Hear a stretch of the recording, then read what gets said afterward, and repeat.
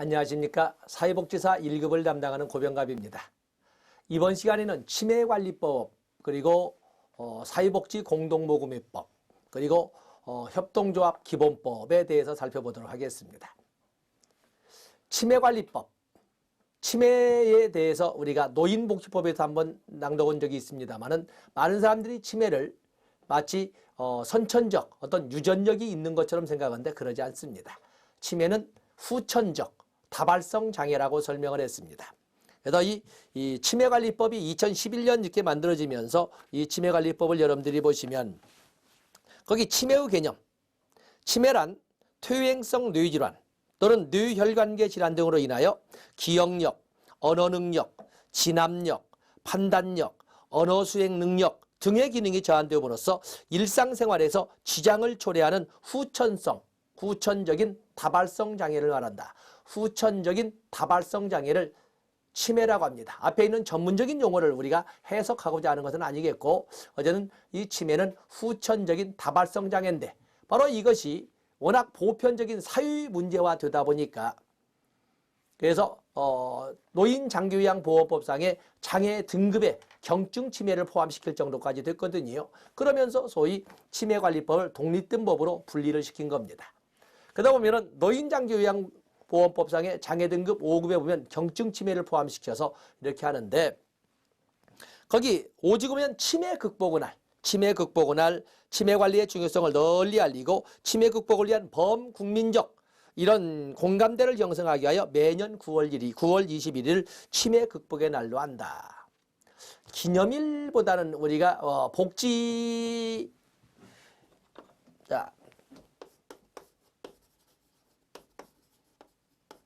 사회복지의 날. 사회복지의 날은 우리가 사회복지의 날은 9월 7일로 이렇게 설명하지 않습니까? 그게도 맞습니다. 사회복지의 날 한번 적어볼까요? 사회복지의 날. 자, 여기에 보시면 먼저 우리가 볼 수 있는 것이 장애인의 날. 장애인의 날. 장애인의 날 4월 20일이군요. 장애인의 날 4월 20일. 또 잘 아시는 어린이의 날. 어린이의 날은 당연히 5월 5일이지요.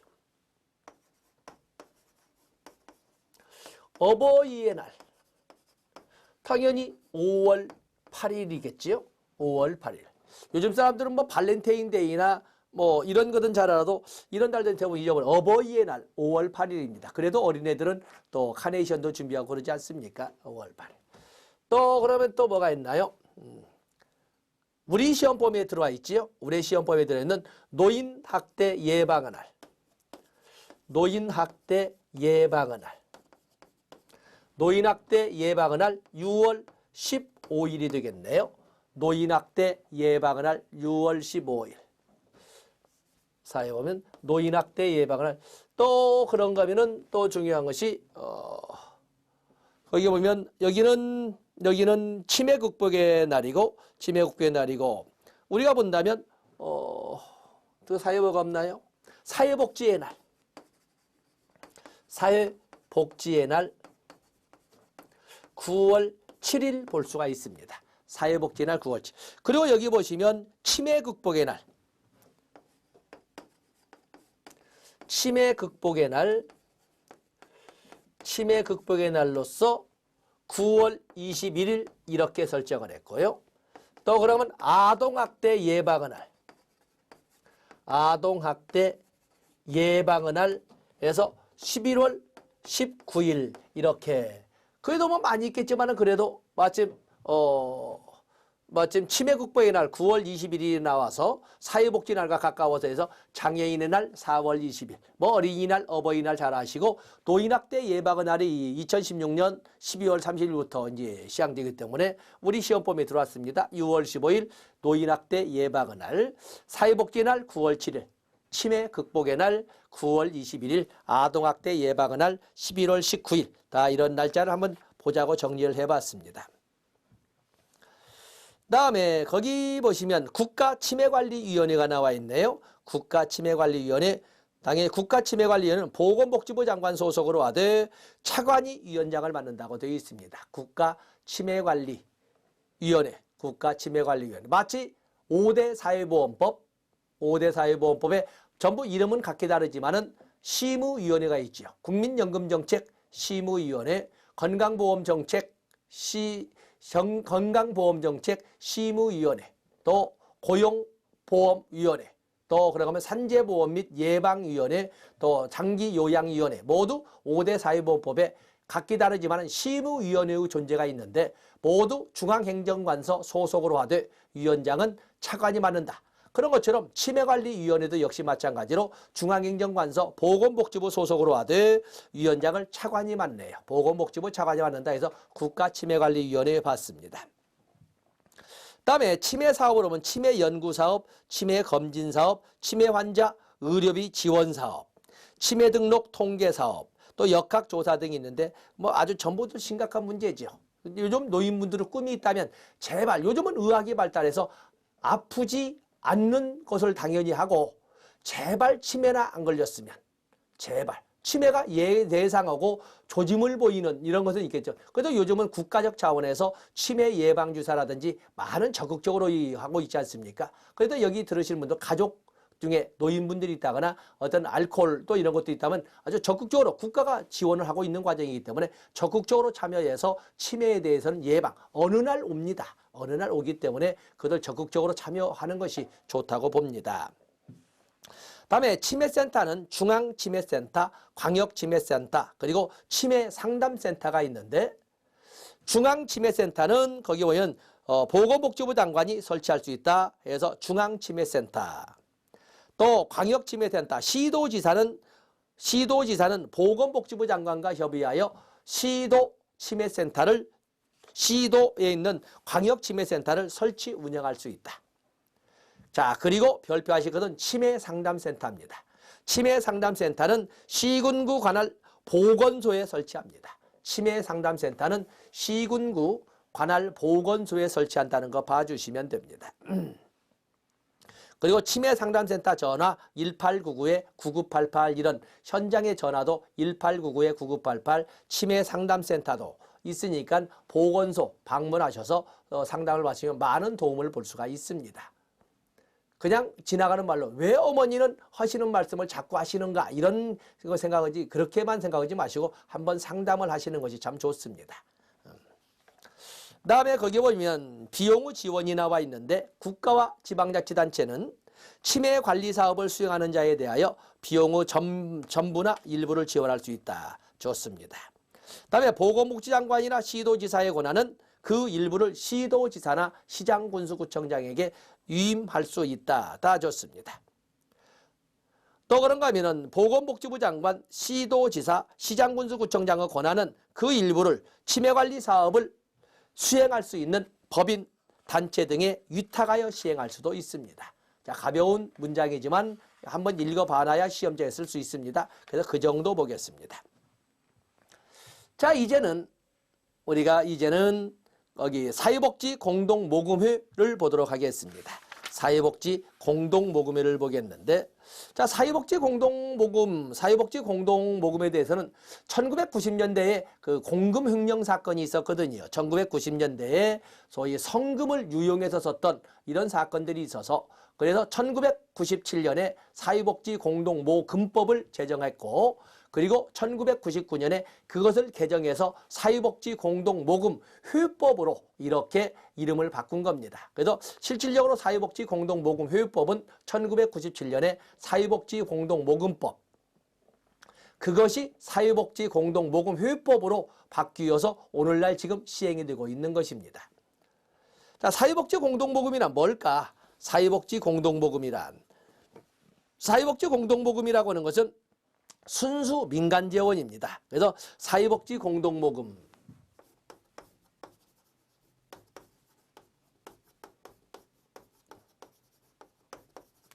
사회복지 공동모금은 순수 민간운동입니다. 여기는 특징 순수 민간운동입니다. 순수 민간운동. 그렇기 때문에 우리가 사회복지 정책론을 넣을 적에 재원에는 공공재원과 민간재원이 있다. 공공재원에는 일반 예산, 이라고 할 수 있는 뭐 조세의 핵심 부분이 있고 사회보장성 조세라고 하는 사회보험료가 있고 그리고 조세 지출이나 조세 비용이 있다. 그에 비해서 민간 재원으로서는 뭐 기업복지 재원이라든지 자발적 기여금 또 그런가 하면은 사용자 부담, 본인 일부 부담금이라고 그러죠. 이런 것도 있지만 사회복지 공동모금 역시 순수 민간 재원으로 지위를 가지고 있다. 그래서 순수 민간 재원입니다. 그리고 여기는 이 사회복지 공동모금은 지역사회를 기반으로 하는 지역사회를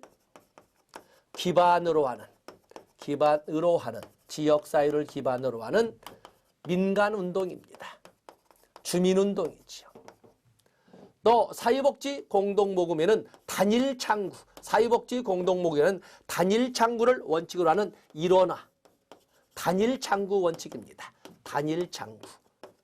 원칙이라는 겁니다. 단일 창구.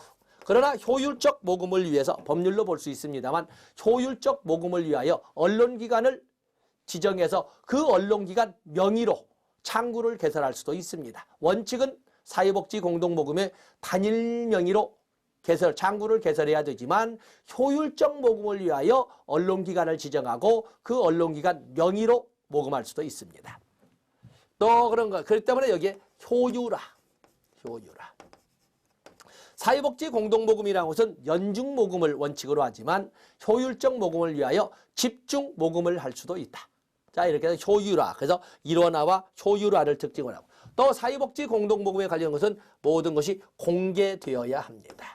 공개되어야 한다. 그래서 투명성을 확보하려는 이런 공개. 또 그러면서 지역사회를 기반으로 하면서 전국적 협조를 도모하는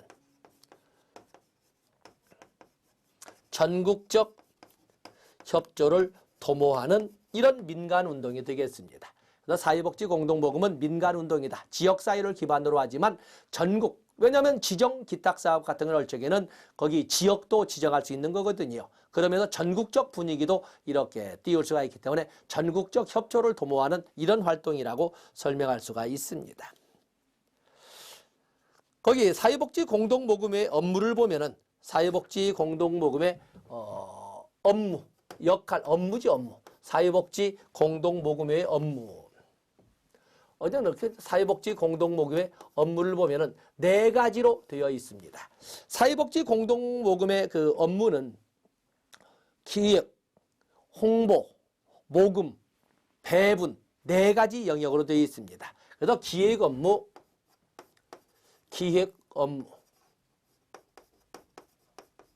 다음에 홍보, 그리고 모금, 그리고 배분. 이렇게 해서 각각의 업무를 전담하는 분과 실행위원회가 있습니다. 그래서 이거는 기획분과 실행위원회. 분과 실행위원회. 또 그러면 홍보분과 실행위원회, 모금분과 실행위원회, 배분분과 실행위원회. 그래서 업무도 4개고 각각을 담당하는 4개의 실행위원회로 구성됐다는 것도 우리가 설명해 볼 수가 있습니다. 거기 보면은 모금에 대해서는 여기 나오는 모금이 중요하죠. 모금. 이 홍보를 어떻게 할 것이냐라고 하는 것은 우리가 행정론으로 본다면 사피 뭐 이런 걸로 가지고 마케팅도 하고 다양한 방법을 쓰겠습니다만은 어쨌든 이런 홍보를 통해서 모금을 할 적에 모금의 원칙은 연중모금입니다. 모금의 원칙. 그래서 여기 보면은 뭐 더 있어요. 3번에 모금. 사회복지 공동모금에 있어서 모금의 방법으로선 집중모금. 모금은 개별형 모금도 있고 또 그런가 하면은 기업 중심형 모금도 있고 또 범죄에 나와 있지만 단체형도 있고 특별사업형 모금도 있습니다. 그래서 사회복지 공동모금의 유형에는 개별형 또는 단체형 또는 특별사업형 또는 기업 중심형 이런 식으로 여기 모금에 대해서는 모금의 유형은 모금의 유형은 개별형, 또 개별형, 또 그러면 단체형, 또 그러면 기업 중심형, 또 그러면 이벤트를 중요한 특별사업형이 있습니다. 이렇게 개별형, 개개인을 대상으로 모금하는 방법도 있고 단체를 대상으로 하는 방법도 있고 또 기업을 중심으로 이끌어가는 방법도, 주로 이제 기업 모금형이, 기업 중심 모금이 가장 크겠습니다만 또 그런가 하면은 특별사업형도 있습니다. 특히 이 유형 중에 그 기업 중심형으로 모금했던 것이 최순실과 같은 그런 전략을 쓰고 있는 거죠. 또 그런가 하면은 원칙, 모금의 방법. 모금의 방법의 원칙은, 모금 방법의 원칙은 연중모금입니다. 연중모금을 원칙으로 하되 예외로 효율적 모금을 위하여 집중모금을 할 수도 있습니다. 집중모금을 할 수도 있다. 그렇게 해서 다 이거 법률에 나와 있는 걸로써 여기 유형은 개별형, 단체형, 기업 중심형, 특별사업형 이렇게 하지만 방법은 모두 법률에 나오면 다 확인을 하게 될 겁니다. 그런가 하면은 배분, 투명한 배분을 하게 되는데 배분의 방법에는 기획형도 있고 신청, 말하자면 배분을 할 적에는 4가지 사업으로 나누어 설명하는데 신청사업도 있고 기획사업도 있고 또 지정기탁사업도 있고 또 긴급지원사업도 있습니다. 신청사업이라는 것은 각 개별적인 각각의 사회복지시설이나 기관이 기획을 해서 신청을 하는 사업을 신청사업이라 하고, 기획사업은 사회복지공동모금회에서 기획한 사업에 신청을 받아서 배분하는 것은 기획사업이라고 합니다. 그 외에도 지정기탁사업, 또 그런가 하면은 긴급지원사업 등이 존재를 합니다. 그래서 여기 나오는 뭐 여러 가지 방법이 있지만 그걸 우리가 법률을 통해서 한번 확인해 보도록 하겠습니다. 거기 보면 목적에 사회복지공동모금이란 이렇게 되어 있죠. 사회복지사업이나 그 밖에 사회복지활동 지원에 필요한 재원을 조성하기 위하여, 사회복지사업이나 그 밖에 사회복지활동 지원에 필요한 재원을 조성하기 위하여 기부금품을 모집하는 것을 말한다. 자, 기본원칙 잘 나오는 문장들이죠. 사회복지 공동모금 가지고 출제해 보면 잘 나오는 것이 기부하는 자의 의사에 반하여 기부금품을 모집하여서는 안 된다.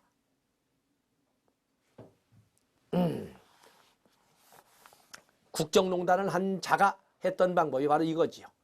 기부하는 자의 의사에 반하여 강제 모집한 겁니다. 또 그런가 하면은 3번에 보시면 공동모금재원의 배분은 객관적 기준에 따라 효율적으로 이루어지도록 하고 그 결과를 공개하여야 된다. 배분은 효율적으로, 효율화, 아까 특징을 설명했습니다. 그리고 그 결과는 공개하여야 된다. 여기 효율화 나와 있고 공개 나와 있습니다.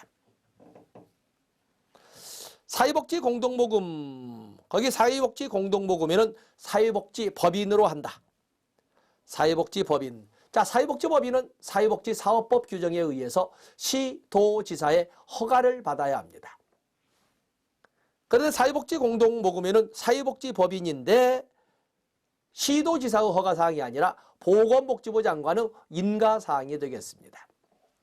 그래서 사회복지법인, 우리가 사회복지사업법을 생각해 보세요. 사회복지법인은 시도지사의 허가를 받되 정관 변경은 시도지사의 인가를 받아 할 수 있다. 사회복지법인은 대표이사를 포함한 이사 7명, 감사 2명 이상으로 하되 이사의 3분의 1 이상은 시도 사회보장위원회와 시군구에 설치하는 지역사회보장협의체의 복수로 추천된, 거기에서 복수로 추천된 사람 중에 위촉하여야 한다. 또 이사에 외국인 이사도 둘 수 있지만 2분의 1 미만이어야 한다. 이사나 감사의 결혼이 있으면 2개월 이내에 충원해야 된다. 이사의 임기는 3년, 감사의 임기는 2년이지만 연임할 수 있다. 따져 있죠. 자, 이런 내용. 또 사회복지법인은 재산을 보유하여야 한다. 사업 수행에 필요한 재산을 보유해야 된다. 보통재산과 기본재산으로 하더라도 이런 내용들 다 있지 않습니까? 사회복지사업법을 가지고 떠들어 보는데 첫 출발이 다릅니다. 사회복지법인이긴 하지만 시도지사의 허가사항이 아니라 보건복지부 장관의 인가사항이라는 것 꼭 체크해 주시고, 다음에 분과실행위원회에 나와 있습니다. 분과실행위원회. 사회복지공동모금협법상에 보면은 분과실행위원회, 거기 보면은 조금 전에 한 것처럼 모금회의 기획, 홍보, 모금, 배분 사업에 관한 사항을 심의하기 위하여 전문가와 시민대표로 이루어진 기획분과 실행위원회, 홍보분과 실행위원회, 모금분과 실행위원회, 배분분과 실행위원회를 둔다. 그 정도. 위원장 한 명을 포함해서 20명 이내의 위원으로 한다. 모금분과와 배분분과는 20명 이상으로 할 수 있지만 원칙은 20명 이내로 한다. 너무 깊이 들어갔습니다만 좋습니다. 다음에 지혜 중요 표시하시고, 사회복지 공동모금회는 사회복지법인입니다. 보건복지부 장관의 인가를 받아 설립할 수 있는 사회복지법인으로 시, 도 단위로 지위를 둘 수 있습니다. 모금회의 지역 단위의 사회복지 공동사업을 관장하기 위하여 시도 단위 지위를 둔다. 그래서 시도 단위의 지위를 두지, 지위가 독립법인 아닙니다. 사회복지법인의 시도 단위의 지방 맞으면 지회일 뿐입니다. 다음에 기본재산의 취득 허가가 있는데, 사회복지공동모금회 설립은 보건복지부 장관의 인가사항이지만 거기 오면 이 사회복지공동모금회에서 기본재산을 취득하려면 이것은 허가사항이 되겠어요. 보건복지부 장관의 허가를 받아야 된다. 거기도 중요 표시하시고, 다음에 재원조성 나와 있는데 좋고, 기부금품의 모집을 보시죠. 기부금품. 물론 우리가 기본이념에서 사회복지공동모금회는 기부하는 자의 의사에 반하여 기부금품을 모집하여서는 안 된다라고 기본 이념에 나와 있습니다. 왼쪽 페이지 상단부에 나와 있지요. 그런 것처럼 또 동시에 모금회는 사회복지사업이나 그 밖의 사회복지활동을 지원하기 위하여 연중 기부금품을 모집 접수할 수 있다. 사회복지공동모금회의 모금은 연중모금입니다. 연중모금. 거기 보면 장부에 기록하고 영수증을 주어야 한다. 영수증에는 거기 보면 세금 혜택이 있다는 문구를 적고 1년 번호를 표시해야 된다. 좋습니다. 또 그런가 하면 1번과 연결되어 4번 모금에는 효율적 모금을 위하여, 원칙은 연중 모금이지만 효율적 모금을 위하여 집중 모금을 할 수 있다. 효율적 모금을 하되 집중 모금도 한다. 여기 보면 연중 모금. 연중 모금이지만 효율적 모금을 위하여 집중 모금을 할 수 있다. 그래서 많은 사람들이 사실 사회복지 공동모금은 12월 달에나 하는 줄 알고 있거든요. 그러나 사실은 연중 모금이고 대부분 모금 방법에서 기업 중심형으로 합니다. 단체형이나 기업 중심형으로 하지, 우리가 개별형은 연중 모금으로 이렇게 합니다. 다음에 거기 보시면 복권 발행. 우리가 많은 복권들이 이렇게 발행되고 있지 않습니까? 거기 보면은 모금회는 사회복지 사업이나 그 밖의 사회복지 활동을 지원하기 위하여 지원하기 위한 재원을 조성하기 위하여 복권을 발행할 수 있다. 그 지급일로부터 사회복지 공동모의 지급일로부터 나와 있지요. 복권 발행이 있습니다. 지급일로부터 3개월간 행사하지 않으면 이렇게 되어 있는데 여기 이제 1년으로 이렇게 늘어났지요. 그래서 행사하지 않으면 소멸된다. 뭐 이런 말들 나와 있습니다. 그래서 여기 봐주시고. 다음에 모금창구의 지정이 있습니다. 사회복지 공동모금이라고 하는 것은, 사회복지 공동모금은 본래 원칙적으로는 사회복지 공동모금의 명의로 단일 창구로 운영이 되어야 하지만, 거기 보면은 모금에는 페이지 넘어갔습니까? 왼쪽 페이지 첫 번째. 모금에는 기부금품의 접수를 효율적이고 공정하게 하기 위하여 언론기관을 모금창구로 지정하고 지정된 언론기관의 명의로 모금계좌를 개설할 수 있다. 거기 중요 표시하셔야 되겠죠. 그래서 지정된 언론기관의 명의로 모금계좌를 개설할 수 있다라고 되어 있습니다. 다음에 아직은 출제가 되지 않았지만 거기 6번에 보시면 모금에는 지정되지 아니한 기부금품, 지정된 기부금품은 따로 배의해놓고 지정되지 아니한 기부금품에 10% 범위 내에서 한국국제보건의료재단법에 시행하는 이런 등등의 이런 국제보건의료지원사업에 배분할 수 있다. 국제보건의료지원사업에 배분할 수 있다. 이렇게 되어 있습니다. 모든 기부금품을 가지고 오는 것이 아니라 지정되지 아니한 금품만을 가지고 계산해서 10%를 지원할 수 있다.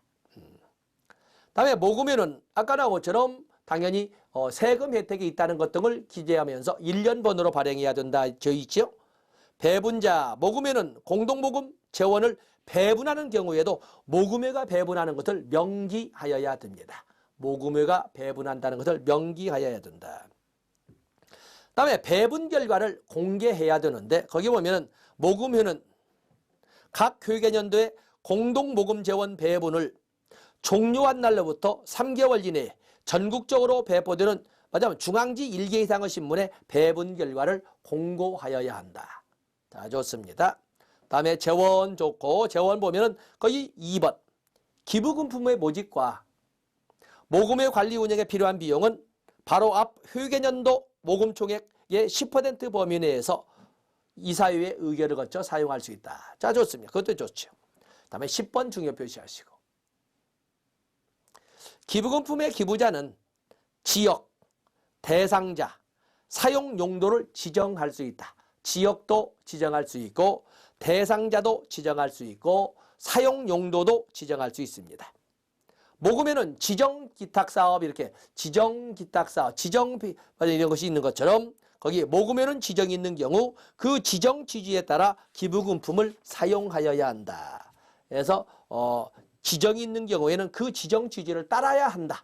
모금도 기부하는 자의 의사에 반하여 기부금품을 모금할 수 없는 것처럼 거기나에서 사용할 적에도 지정이 있을 경우에는 그 지정 취지를 따라야 된다. 지역도 대상자도 사용 목적도 지정할 수 있도록 하고 있습니다. 자, 이런 정도에서 사회복지 공동모금을 이런 정도 보는 걸로 하고 드물게 다뤄지는 것이지만 법제로도 다뤄지지만 우리 행정에서도 다뤄지는 것이 바로 협동조합 기본법이어서 자, 여기도 우리가 한번 언급은 해보도록 하겠습니다. 2014년에 만들어진 법으로 사회협동조합 기본법. 거기 보면 협동조합 기본법에는 협동조합과 우리와 관련된 사회적 협동조합에 대해서 설명을 하는데 우리는 사회적 협동조합을 가지고 다루도록 하겠습니다. 거기 보면 2조. 사회적 협동조합이란 협동조합 중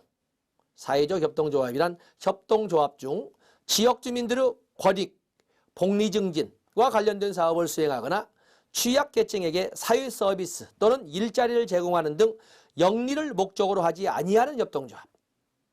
취약계층에게 복리, 지역 주민들의 권익이나 권리 증진과 관련된 사업을 수행하거나 취약계층에게 사회 서비스나 일자리를 제공하는 등의 영리를 목적으로 하지 아니하는 협동조합을 사회적 협동조합이라고 한다. 되어 있지요? 또 그런가 하면은 협동조합은 협동조합대로 사회적 협동조합은 사회적 협동조합대로 반드시 협동조합이나 사회적 협동조합이라는 문자를 명칭에 반드시 사용해야 됩니다. 문자를 반드시 사용해야 된다. 거기 우리 시험법에 들어와 있지요. 3조의 3항. 협동조합연합회나 사회적 협동조합연합회는 그 명칭에 국가나 시도의 명칭을 사용하여 국가나 시도의 대표성이 있는 것처럼 오해나 혼동을 일으켜서는 아니 된다. 다만 출자금이나 회원 등 대통령령으로 정하는 요건을 충족하는 경우에는 기재부 장관의 인가를 얻어 국가나 시도의 명칭을 사용할 수 있다. 자, 거기서 저 함정이 나오는 거지요. 그렇다면 무조건 안 되는 건 아니고 협동조합연합회나 사회적 협동조합연합회는 국가나 시도의 명칭을 사용할 수 있다가 맞는 것이 되겠습니다. 원칙적으로는 사용해서는 안 되지만 국가를 대표하거나 어떤 지역 특정 시도를 대표하는 것처럼 오해를 불러일으킬 수 있으니까 원칙적으로는 사용해서는 안 되지만은 대통령령으로 정하는 경우에는 기획재정부 장관의 인가를 받아 기획재정부 장관의 인가를 얻어 거기에다가 국가 이름도 붙일 수가 있고 아니면 시도의 이름을 붙일 수도 있다. 그래서 중요합니다. 다음에 협동조합은 법인으로 하지만 사회적 협동조합은 비영리법인으로 한다. 사회적 협동조합은 비영리법인으로 한다. 4조 나와 있죠.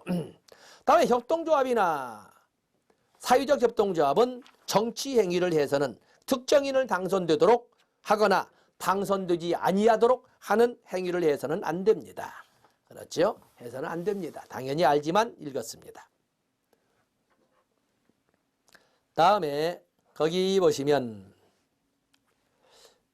13조의 3항 대통령령으로 정하는 요건에 해당하는 협동조합이나 사회적 협동조합의 행위에는 독점 규제 및 공정거래에 관한 법률은 적용하지 아니한다. 지금 우리가 볼 적에는 아무것도 아닌 것처럼 편하게 읽었습니다만 막상 시험지에서 보면 협동조합이나 사회적 협동조합의 행위에 독점 거래 및 공정거래, 독점 규제 및 공정거래에 관한 법률을 적용하지 아니한다? 적용하지 않습니다. 뿐만 아니라 공제사업의 보험업법도 적용하지 아니한다. 그러면 어쨌든 간에 협동조합이든 우리가 가지고 가는 사회적 협동조합이든 간에 독점 규제 및 공정거래에 관한 법률 또 공제사업에 대한 보험업법 적용하지 않습니다. 적용하지 않는다. 그래서 13조 3항 4항 중요 표시하시고 힘듭니다. 다음에 협동조합이든 사회적 협동조합이든 조합원은 한 자 이상을 출자하여야 하고 필요한 경우에는 현물로 출자할 수도 있습니다. 조합원은 협동조합이든 사회적 협동조합이든 반드시 한 자 이상을 출자해야 되는데 현물로 출자할 수도 있습니다. 그러나 아무리 많이 출자해도 30%까지를 상한선으로 한다. 30%. 거기 보면 조합원 1인의 출자 좌수는 총 출자자 수의 30%를 넘어서는 안 된다. 30%가 상한선이다. 거기 체크하시고. 그런데 출자자 수가 한자든 출자자 수가 30%를 차지하던 간에 관련 없이 23조 조합원은 출자자 수에 관계없이 한 개의 의결권과 한 개의 선거권만 가질 뿐입니다. 출자자 수가 많다고 해서 비율로 갖거나 출자자 수만큼 가는 것이 아니라 출자자 수에 관계없이 한 개의 의결권, 한 개의 선거권만을 갖습니다. 대리인으로 의결권이나 선거권을 대리 행사하게 할 수 있는데 그때는 조합원은 출석한 걸로 본다. 이때 대리인은 다른 조합원이나 본인과 동거는 가족원, 가족이어야 한다는 것도 있습니다. 그리고 대리는 한 사람 하나에 거기 보면 대리인이 대리할 수 있는 조합원 수는 한 사람이 하나다. 그래서 범위가 꼼꼼하지요. 그래서 출자자 수에 관계없이 하나의 의결권, 하나의 선거권만을 가지는데 이 조합원은 똑같이 대등에 두는 의결권이나 선거권을 대리하게 할 수 있다. 대리하는 경우에 그 대리인은 조합원이거나 아니면 같이 그냥 가족이 아니라 동거하는 가족으로 국한을 합니다. 그리고 대리할 때에는 한 사람만 대리를 해야 됩니다.